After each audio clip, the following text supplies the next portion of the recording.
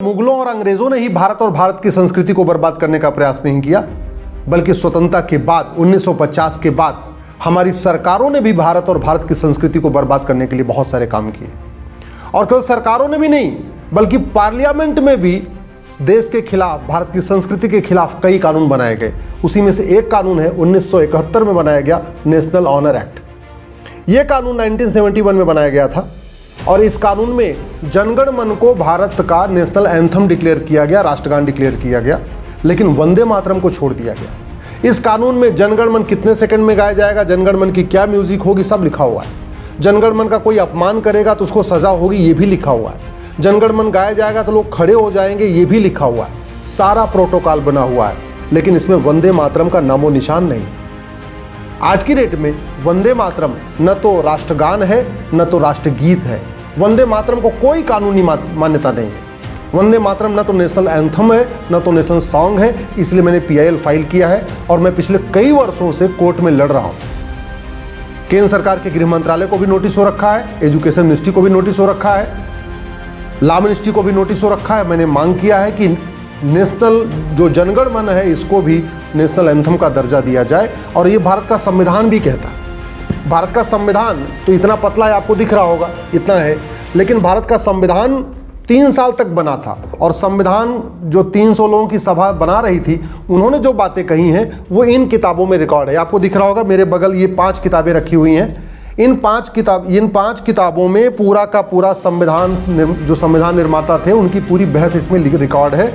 और इस वॉल्यूम में 24 जनवरी 1950 को जो संविधान सभा ने प्रस्ताव पास किया था, उसमें कहा था कि जनगण मन और वंदे मातरम को एक समान सम्मान मिलेगा, एक बराबर दर्जा मिलेगा, दोनों के बीच में कोई भेदभाव नहीं होगा।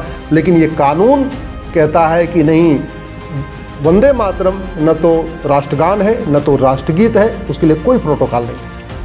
मैं आपको वंदे मातरम का इतिहास बताता हूँ। वंदे मातरम पूरा घटनाक्रम हुआ कैसे। 1857 में गॉड सेव क्वीन एक उनका अंग्रेज़ों का था राष्ट्रगान। उन्होंने गॉड सेव क्वीन को यहाँ इम्पोज करने की कोशिश किया। उन्होंने कहा कि भारत का जो राष्ट्रगान है वो गॉड सेव क्वीन होगा। हमारे स्वतंत्रता संग्राम सेनानियों ने उसका विरोध किया। 1857 में मंगल पांडे जी ने जब विद्रोह किया तो उन्होंने सबसे पहले वंदे मातरम भारत माता की जय कहा था। फिर 1857 में सन्यासी विद्रोह हुआ था। हमारे सन्यासियों ने विद्रोह किया, जिसके इतिहास में पढ़ाया भी नहीं जाता। उन्होंने भी वंदे मातरम भारत माता की जय कह के ही पूरा विद्रोह किया था। 1858 में अंग्रेज घबरा गए सन्यासी विद्रोह से और मंगल पांडे के विद्रोह से, इसलिए उन्होंने वंदे मातरम के ऊपर प्रतिबंध लगा दिया 1858 में। 1870 में बंकिम चंद्र चटर्जी जी ने वंदे मातरम लिख दिया। तो अगर आप लिखने के हिसाब से देखिए तो 2025 में वंदे मातरम के 155 साल पूरे हो चुके हैं। लेकिन ये वंदे मातरम लिखा गया 1870 में, लेकिन जो उनकी पत्रिका थी आनंद मठ, उसमें 1882 में इसको जोड़ा गया। तो अगर पत्रिका के हिसाब से जोड़े तो इसको 150 साल पूरे हो रहे, लिखने के हिसाब से जोड़े तो इसके 155 साल पूरे हो रहे। 1885 में कांग्रेस का पहला जो राष्ट्रीय अधिवेशन हुआ, उसमें उमेश चंद बनर्जी जी ने वंदे मातरम ही गाया था। 1886 में कांग्रेस का दूसरा अधिवेशन हुआ, उसमें दादा भाई नेहरूजी जी ने वंदे मातरम गाया। 1887 में कांग्रेस का तीसरा राष्ट्रीय अधिवेशन हुआ, उसमें बदरुद्दीन तैयब जी ने वंदे मातरम गाया। 1888 में कांग्रेस का चौथा अधिवेशन हुआ, जॉर्ज मूल ने वंदे मातरम गाया। 1889 में कांग्रेस का 5वां राष्ट्रीय अधिवेशन हुआ, उसमें विलियम वेडर वन ने वंदे मातरम गाया। और वंदे मातरम का मतलब केवल 4 लाइन नहीं, पूरा का पूरा वंदे मातरम जो संघ की शाखा में गाया जाता है, जो बाकी अन्य कार्यक्रमों में गाया जाता है, पूरा का पूरा वंदे मातरम ये गाया जा रहा था कांग्रेस के सभी राष्ट्रीय अधिवेशन। 1890 में कांग्रेस का 6वां राष्ट्रीय अधिवेशन हुआ, उसमें फिरोज शाह मेहता साहब ने वंदे मातरम गाया था। 1891 में कांग्रेस का 7वां राष्ट्रीय अधिवेशन हुआ, आनंद चाल साहब ने इसको वंदे मातरम गाया। 1892 में कांग्रेस का 8वां राष्ट्रीय अधिवेशन हुआ, उसमें उमेश चंद बनर्जी जी ने वंदे मातरम गाया था। 1893 में कांग्रेस का 9वां राष्ट्रीय अधिवेशन हुआ, उसमें दादा भाई नेहरूजी ने वंदे मातरम गाया। 1894 में कांग्रेस का 10वां राष्ट्रीय अधिवेशन हुआ, उसमें अल्फ्रेड वेब ने वंदे मातरम गाया। 1895 में कांग्रेस का 11वां राष्ट्रीय अधिवेशन हुआ, उसमें सुरेंद्रनाथ बनर्जी जी ने वंदे मातरम गाया। 96 में कांग्रेस का 12वां राष्ट्रीय अधिवेशन हुआ, उसमें रविन्द्रनाथ टैगोर जी ने वंदे मातरम गाया। 1897 में कांग्रेस का 13वां राष्ट्रीय अधिवेशन हुआ, उसमें शंकरन नायर जी ने वंदे मातरम गाया। 1898 में कांग्रेस का 14वां राष्ट्रीय अधिवेशन हुआ, उसमें आनंद मोहन बोस ने वंदे मातरम गाया। 1899 में कांग्रेस का 15वां राष्ट्रीय अधिवेशन हुआ, उसमें रमेश दत्त जी ने वंदे मातरम गाया। 1900 में कांग्रेस का 16वां राष्ट्रीय अधिवेशन हुआ, NG चंदावरकर जी ने वंदे मातरम गाया। 1901 में कांग्रेस का 17वां राष्ट्रीय अधिवेशन हुआ, उसमें दक्षिणाचरण सेन जी ने वंदे मातरम गाया। 1902 में कांग्रेस का 18वां राष्ट्रीय अधिवेशन हुआ, सुरेंद्रनाथ बनर्जी जी ने वंदे मातरम गाया। 1903 में कांग्रेस का 19वां राष्ट्रीय अधिवेशन हुआ, उसमें लाल मोहन बोस जी ने वंदे मातरम गाया। 1904 में कांग्रेस का 20वां राष्ट्रीय अधिवेशन हुआ, उसमें हेनरी कॉटन ने वंदे मातरम गाया। 1905 में 21वां राष्ट्रीय अधिवेशन हुआ कांग्रेस का, विपिन चंद्र पाल जी ने वंदे मातरम गाया। 1906 में कांग्रेस का 22वां राष्ट्रीय अधिवेशन हुआ, उसमें दादा भाई नौरोजी जी ने वंदे मातरम गाया। 1907 में 23वां राष्ट्रीय अधिवेशन हुआ, रास बिहारी बोस जी ने वंदे मातरम गाया। 1908 में कांग्रेस का 24वां राष्ट्रीय अधिवेशन हुआ, उसमें रास बिहारी बोस जी ने वंदे मातरम गाया। 1909 में कांग्रेस का 25वां राष्ट्रीय अधिवेशन हुआ, उसमें मदन मोहन मालवीय जी ने वंदे मातरम गाया। 1910 में कांग्रेस का 26वां राष्ट्रीय अधिवेशन हुआ, उसमें विलियम विटरवन ने वंदे मातरम गाया। 1911 में कांग्रेस का 27वां राष्ट्रीय अधिवेशन हुआ, उसमें बिशन नारायण दार जी ने वंदे मातरम गाया। 1911 में जनगण मन लिखा गया, यानी कांग्रेस के 27 राष्ट्रीय अधिवेशन हो चुके थे और लगातार प्रत्येक राष्ट्रीय अधिवेशन की शुरुआत वंदे मातरम से हो रही थी। पूरा का पूरा वंदे मातरम गाया जाता था। जनगण मन का नामो निशान नहीं था। जनगण मन पहली बार लिखा गया 1911 में, तब तक कांग्रेस के 27 अधिवेशन हो चुके थे। 1912 में भी जो 28वां राष्ट्रीय अधिवेशन हुआ, उसमें रघुनाथ मुदोलकर जी ने भी वंदे मातरम ही गाया, यानी जनगण मन लिखा गया, इसके बावजूद भी अगले साल भी जो कांग्रेस का राष्ट्रीय अधिवेशन हुआ उसमें भी वंदे मातरम गाया। 1912 में लाला लाजपत राय जी ने एक मासिक पत्रिका शुरू किया, उसका नाम था वंदे मातरम। 1913 में जो कांग्रेस का 29वां राष्ट्रीय अधिवेशन हुआ, 29th, उसमें नवाब सैयद जी ने वंदे मातरम गाया। 1913 में हीरालाल सेन जी ने एक मूवी बनाई, उसका नाम वंदे मातरम था। 1914 में राम प्रसाद बिस्मिल जी ने एक गज़ल लिखी थी, उसका नाम वंदे मातरम था। 1920 में लाला लाजपत राय ने एक न्यूज़पेपर शुरू किया था लाहौर में, वो भी वंदे मातरम, उसका भी नाम वंदे मातरम था।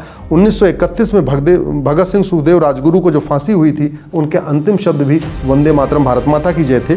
1942 में श्रीमती मतंगिनी हाजरा जी, जो स्वतंत्रता संग्राम सेनानी थी, जिनके बारे में पढ़ाया तक नहीं जाता है, उनको जब गोली मारी गई थी, उनके भी अंतिम शब्द वंदे मातरम भारत माता की जय थे। और 1950 में जब 3 साल मेहनत करने के बाद ये संविधान बना, तो 24 जनवरी 1950 को एक विषय बचा हुआ था, पूरा संविधान बन गया था, एक ही विषय बचा हुआ था कि भारत का राष्ट्रगान क्या होगा।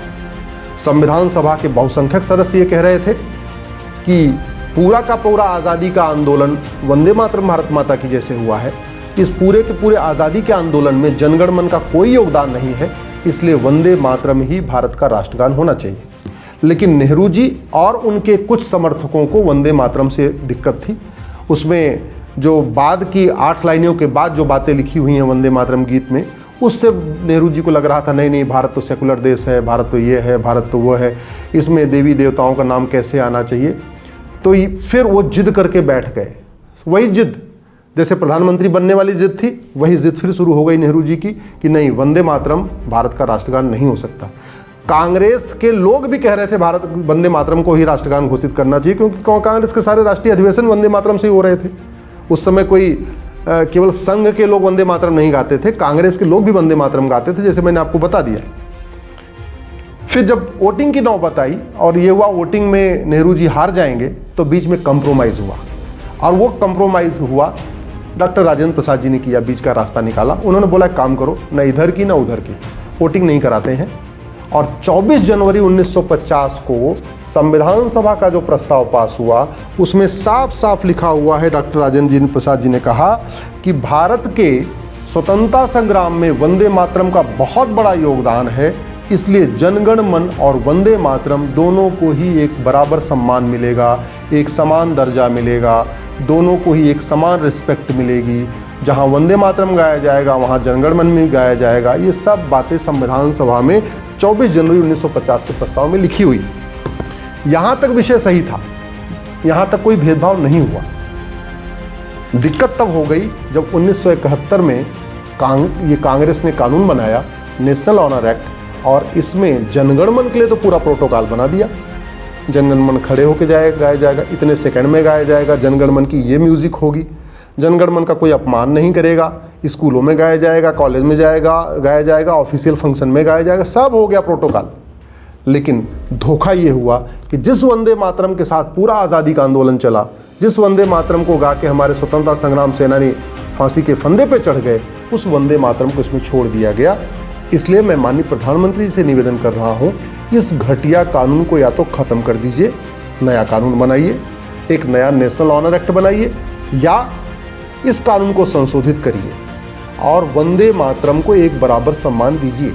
आज की डेट में वंदे मातरम न तो राष्ट्रगान है, न तो राष्ट्रगीत है, न नेशनल एंथम है, न नेशनल सॉन्ग है, कोई उसका प्रोटोकॉल नहीं है। वंदे मातरम सब लोग अपने अपने तरीके से गाते हैं, कोई 1 मिनट में गाता है, कोई 2 मिनट में गाता है, कोई 3 मिनट में गाता है।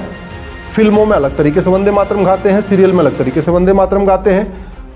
जिसकी मर्जी है वो खड़ा होकर गाता है, जिसकी मर्जी वो बैठ के गाता है, जिसकी मर्जी वो नहीं गाता है। तो वंदे मातरम का अपमान भी हो रहा है।